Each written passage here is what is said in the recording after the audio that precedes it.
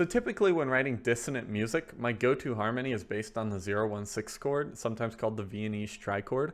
If you don't know what that is, basically the 0, 1, and 6 just refer to half steps. So the 0 is a root, the 1 is a minor second, and the 6 is a tritone. So if we have C as our root, we have our minor second of D flat, and then we have our tritone of F sharp or G flat. Pretty dissonant, right?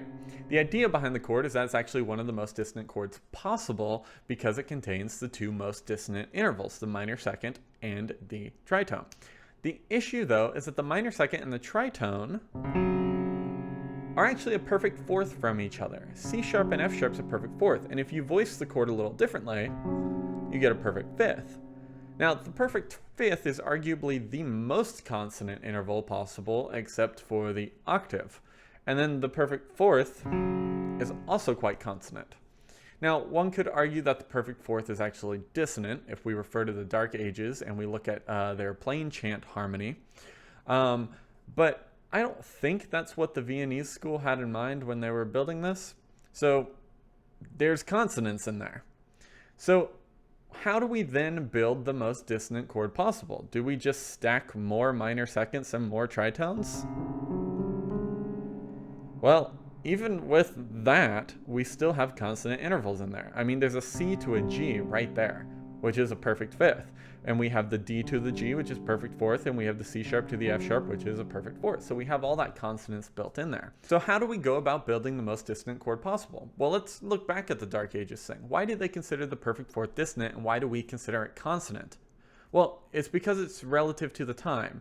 Now, one could consider that their tuning system was very different back then, which may or may not affect the dissonance and consonance of the perfect fourth. But let's pretend that's not the case for right now, because that gets really, really complicated. When it comes to consonance and dissonance, I like to use the analogy of colors for my students. For example, when you're putting on an outfit in the morning, you have to figure out what colors work, right? A consonant outfit, if you will, would typically be something with a bunch of neutral colors, right? Sort of a grays and blacks, whites. So you get the neutral colors, and then maybe you can add something extra like a little light blue or something with it, right? And that's like a outfit that works together.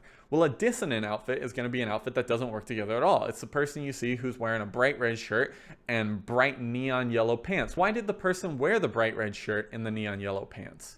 It's because they liked it, right?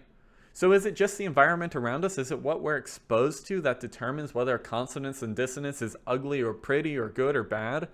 Or is it all just different? Is modern pop music good or bad compared to the second Viennese school music? Is the modern pop music consonant or dissonant compared to the second Viennese school music? So what do you think? What makes a chord dissonant? What makes a chord consonant? What are some of your favorite chords to use for dissonance or consonance?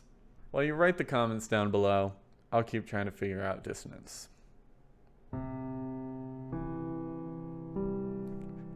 Ugh, crunchy.